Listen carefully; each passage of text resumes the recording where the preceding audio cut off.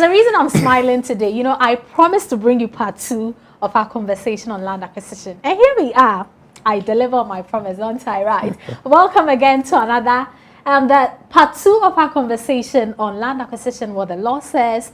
We are trying to get you or bring to you the right information just so you make an informed decision when you want to acquire any property.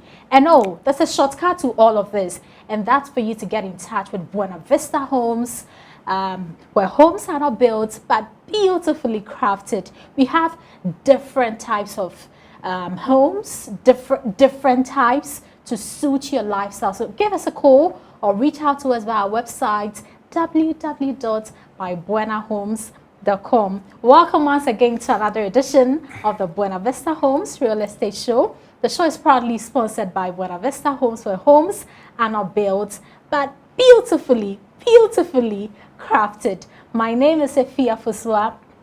So this is part 2, as I promised. I have my special guest with me. I know you were enjoying our earlier conversation, right? But before then, let's go for a break, and we are back shortly.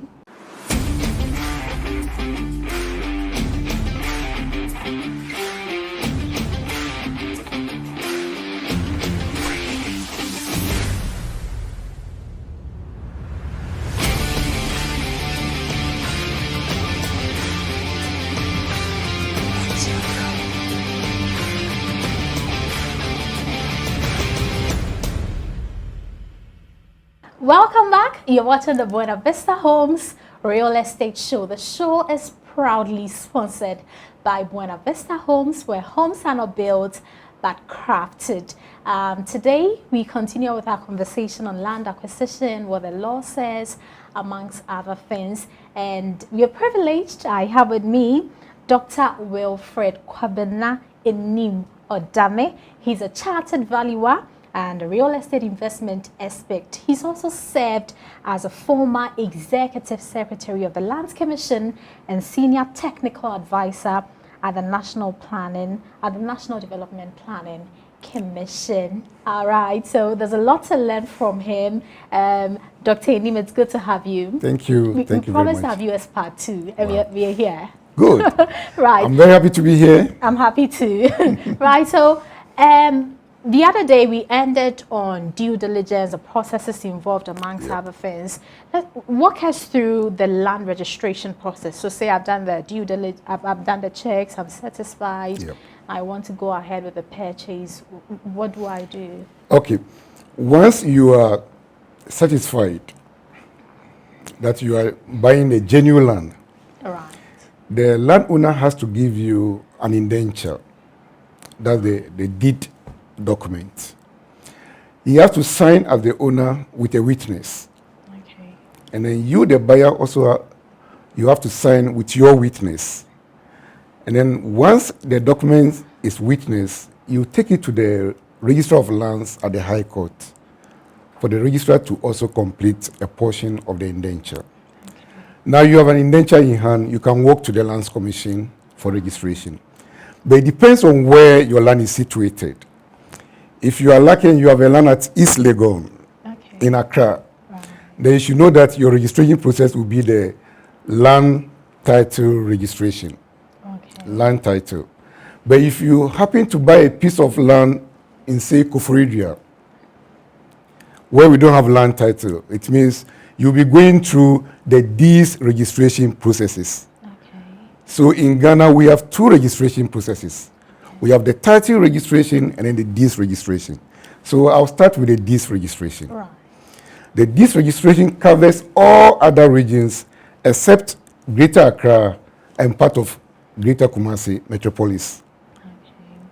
So all other regions, deeds registration. For the deeds registration, you submit your indenture to the Lands Commission. The Lands Commission will vet the document and then accept it for registration. It will go through their system, the lawyers will have a look at it, the technical officers will look at the parcel plan or the cadastral plan, and then when they are convinced that you bought it from the rightful owner, then it will be plotted in their records. The plotting process puts your name in their registrar. that will enable any future search to reveal your name. So it will be plotted. And then once it is plotted, it comes out with a registration number in red on the front page. And they are all unique. Unique. Always the registration number has to be in red ink. Okay. You have it on the front and then at the back. Right.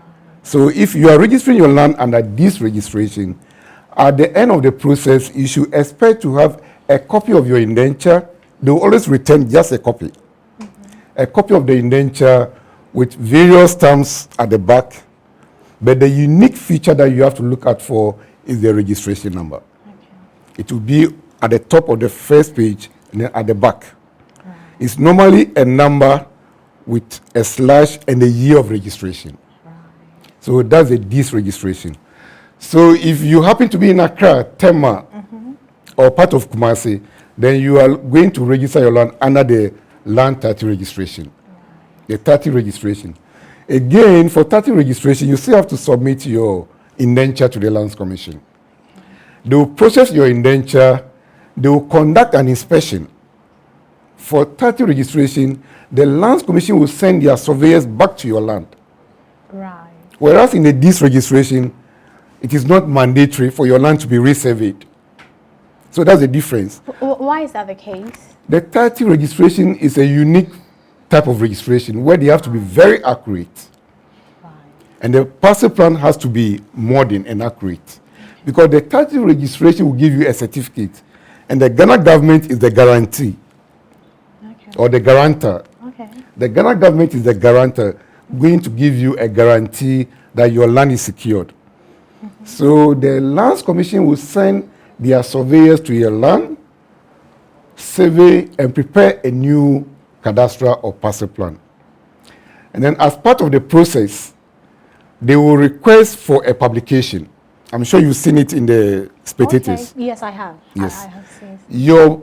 Your application will be published in the newspapers for 21 days. Okay. That publication is supposed to serve notice to the whole world that, look, we are going to register this parcel of land with the details in the name of a fear. So if you think you have any adverse claim, please come to us and submit your claim. Okay.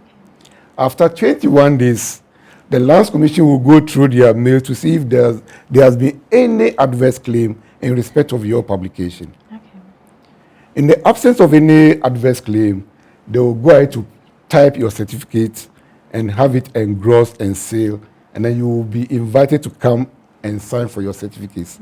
So in Ghana, we have two systems. We have the disregistration, whereby you end up getting your indenture with a registration number, or the land title registration. You begin with an indenture, but you go home with a land title certificate. Okay. So these are the two systems. Okay. We are hoping that eventually the Ghana government will support the Lands Commission to scale up the 30 registration to cover the entire country. Ordinarily, how long does it take?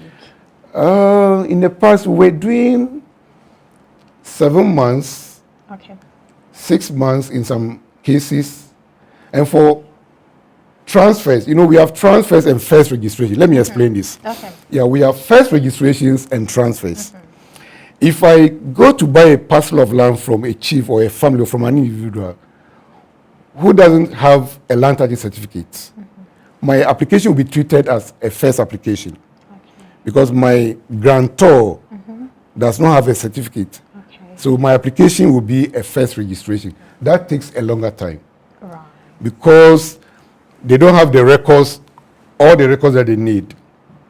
But if I have a title certificate on my land, and I sell that piece of land to you, I already have a certificate, so I'm doing a transfer. Right. That could take about a month or maximum 3 months Okay. to go through. So we have to distinguish between first registration and transfers. It's easier and quicker to get a certificate for a transfer than first registration. First registration, Yep. right.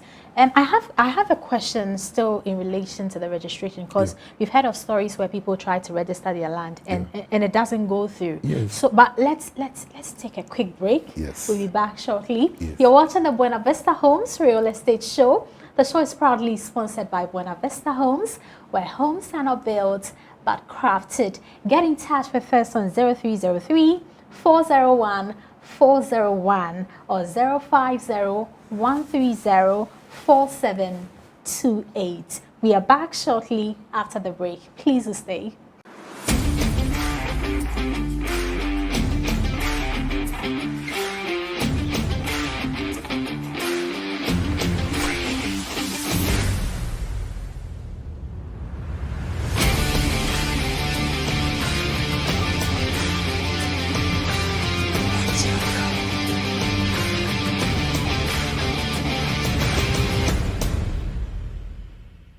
Welcome back. You're watching the Buena Vista Homes Real Estate Show. The show is proudly sponsored by Buena Vista Homes, where homes are not built but crafted. Today we are discussing land acquisition and what the law says, and I still have with me Dr. Enim helping us to understand all related matters. Dr. Enim, welcome back.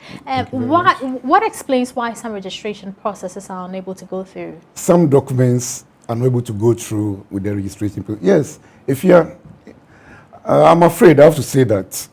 Yeah, if you buy from the wrong person, there's no way that document will go through. Right. You remember we said earlier on that you cannot give what you don't have. Perfect. So if you are transacting in land and you deal with the wrong person, whatever indenture you hold in your hands, don't think it can go through. Right. Some documents are not able to go through the process because the historical information in the land records do not conform with what is in the indenture. If you pick any indenture that you see on the market, the first page is normally devoted to talk about the background of the land. Maybe it's from a stool, they've given it to a family has given it to an individual, and that individual is selling to you. So the first page of every indenture gives the root of title. The root of title. So if that root of title in the indenture does not relate to what is in the land records, I'm afraid that document cannot be registered. Right. So let me say it loudly and clearly, that if you think you have an indenture and your indenture should by all means go to the Lands Commission, I'm afraid. And that's the more reason why we discussed earlier on that the search at the Lands Commission is very critical. Important. Right. That search will give you an information about the ownership and who can transact in the land. Right. So not all indentures are able to stand the test of time and cannot be registered. Right. Let me take you back a bit. With regard to land leases, yes. What's a renewal process like? Yes. Yeah, that answer is provided in your lease. Okay. Yes, but because we don't read our leases. Every leasehold transaction or every lease document will give you the term of the lease. Okay. It will say either 99 years or 50 years. That's the term of the lease. It will give you the commencement date and then the expiring date. Right. And then it will provide a renewal clause. Okay. 3 to 6 months before the expiration of your lease, apply to the lessor for a renewal. In this case, it's your grandparents who are dealing with the family you bought, the person you bought the land from at that time. Yes. How is it like? You know, after such a long time. Yes, that's why you have a document. You have to take note of the commencement date, the expiration date, and then the term. Okay. And you expect your great-great-grandchildren to have access to the document. Okay. And that's why they normally keep copies at the Lands Commission as a custody, as a backup for the owners. So you have to read what is in the document, and then it will also cite the owners. It will give the address of the owners. Right. So I will expect that you have to find a way to locate the owners. What happens if I don't go? If you don't go to them for a renewal? I'm afraid if you don't go for a renewal, you'll be sitting in your property with no interest. Okay. Because the superstructure consists of bundle of interest, which we explained earlier on. Okay. And your interest should have a tenure. And if that interest is expired, it's like eating an expiring food. It's poisonous. Okay. Let me give a scenario. Yes. I bought the land at 100,000 cedis. Yes. Some years ago. Now my grandchildren have inherited. Yes. So they go back for a renewal. Yes. At that point, how do they determine how much I'm supposed to pay for renewal? Exactly. Once you have the renewal clause, Right. the law is behind you. Okay. That renewal cannot be unnecessarily denied. Okay. You can go to court and get the court to compel them to renew it for you. So once there's a renewal clause in your lease, you have a legal backing. So you have the confidence to work to the owners, provided you've applied within the stipulated time, 3 to 6 months. 3 to 6 months. So put in your application, and they will define new terms and conditions, and also tell you for how long they are going to grant the new lease. Okay. Those terms and conditions, by law, have to be mutually agreed upon. Right. They cannot impose the terms and conditions on you. They will say, oh, okay, we are going to give you another 50 years. Okay. And for the 50 years, you pay a premium or a lump sum of X amount. And then every year we expect you to pay a ground rent of K. Will the amount be the value of the land at the time? The value, yes, the consideration, we call it consideration. Okay. Every transaction has a consideration. Right. The consideration, it could be a price or it could be a rent. Okay. For leases, they are in two components, the lump sum and the ground rent. You pay a lump sum and then you pay a ground rent. The lump sum and the rent is determined based on the current value Okay. at the time of the negotiation. Okay. If you have occupied the land for 90 years, when you go to negotiate, they will reassess the value of the land at the time of negotiation. But like I said earlier on, the terms and conditions have to be mutually agreed upon. And what I normally say is, before you go into the negotiations for the renewal, please consult a valuer or a land economist. Right. He will determine the current values and then also advise you on the what we call the floor price and the ceiling price. You know, we have a floor price and a ceiling price. What's the flop? In between, you can always agree. The floor price is the minimum you can get. Right. The ceiling price is the maximum you can get. Between the minimum and the maximum, there's always a way of agreeing upon. So the valuer will advise you that this is the minimum price and this is the maximum that you can go. But in between, go and negotiate for this level. Right. So the negotiation will be between you and the landowners. And you have to agree upon it. If you feel they are being too hard, they are so strong, and they are having a better bargaining power, you have the right to seek a court order. Okay. You can go to court with your application and make your case out. Because there's an element of reasonableness. Okay. They have to be reasonable in their terms and conditions. So as a LSE, you have every right to enforce the clause in your lease. But make sure that there's a renewal clause in the lease. Make sure there's In a the renewal absence of a renewal clause, your chances are 50-50. Right. Okay. In the absence of a renewal clause. So before you take a lease, make sure you have a renewal clause. Okay. In the absence of a renewal clause in your lease, the landowners have an upper hand against you. You are a weaker negotiator. Okay. Because they may decide not to renew because they are not bound by any clause to renew for you. So insist always to have a renewal clause in your lease. Right. Is there anything that can make me lose my land? So I buy it, it's been there 10 years, 15 years, I haven't done anything on it. No, maybe you want to use your land for a residential or an industrial plot. Yes. So you bought your land, you just want to start your factory on the land. You can't do that. The ownership of land is different from land use regulations. Right. Yes. Okay. There's a law, the Land Use and Spatial Planning Act, 2016, Act 925, mandates every property owner to go to the assembly and obtain a permit before you use your land. Having purchased a land gives you the right to use the land. But the assembly has control over the use.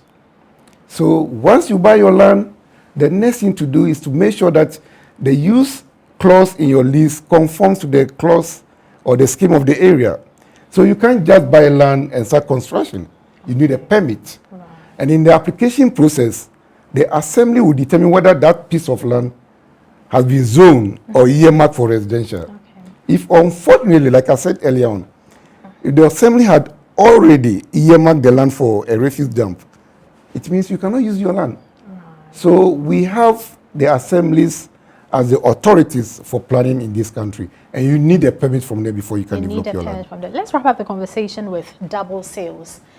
How common is this at the Land Commission? How common is this? Double sales. People selling land to two people, the same plot of land to two people at the same time. And then what are some of the charges that could be leveled against you when you indulge in double sales? It's criminal. Okay. But it's not something with the Land Commission. It's something in the real estate market. Right. It's of a general concern. Right. The land market is developing. It's not yet developed. The market is developing. So these are some of the challenges or the weaknesses of the market. Right. Double sale. So it's not common to find a property with a logo on it, not for sale, which is the opposite. You want to see for sale on buildings. But in this part of the world, in our market, you rather find not for sale because of double sale problems. Yeah. It's a big challenge. And it occurs because we rush. We don't do due diligence. Due diligence. Yes. I'm sure that's your favorite word. Yes, due diligence. That is the secret. Yes. So if you take your time, if you hasten slowly, you walk through the A to Z of land acquisition. You'll be convinced that you are dealing with a rightful person. Right. You'll be convinced that the document given to you is genuine. You also be convinced that the document can be registered. Once you have all these assurances, there's no way another party can sell that land to a second prospective buyer. Right. So double sale can be avoided if we hasten slowly. Hasten slowly, do your due diligence. Those are the final words of Dr. Wilfred Kwabena Enim Odame. He's a chartered valuer and a real estate investment expert. He's also worked as a former executive secretary at the Lands Commission and a senior technical advisor at the National Development Planning Commission. Now, one key word that's been running through our conversation is due diligence. We've walked you through the processes and everything. I know it's tedious, yes, but I have a solution for you, please. If you don't want to go through all of this stress, end up buying land twice, paying for the same land twice, and all the related stress, please come to Buena Vista Homes. Our lands are titled, is the safest. Even when you're not in the country, you just need to give us a call. We'll take you through a consultation process and we'll have you sorted out. Buena Vista Homes has been building for over 20 years. A solid brand as this, with a reputation worth dying for. I mean, what more could you ask for? So choose the easiest route. Call Buena Vista Homes on 0303 401 401 or 050 130 4728. Dr. Enim, thanks so much for Thank you very much for us. having me. It's been a pleasure. We would want to have some more of this conversation. I believe there's a lot more to discuss. I'm always available. Just a call. Dr. Enim has made a promise, so definitely we'll try to get him back to explain in further detail, you know, what the law really says when it comes to land acquisition in Ghana. So we are back on your screen next week with another power-packed edition of the Buena Vista Homes Real Estate Show. Kindly subscribe to our YouTube channel just so you don't miss any of our videos, and watch us on Wednesday at 5:30 p.m. as well. My name is Sophia Fosua. See you next week.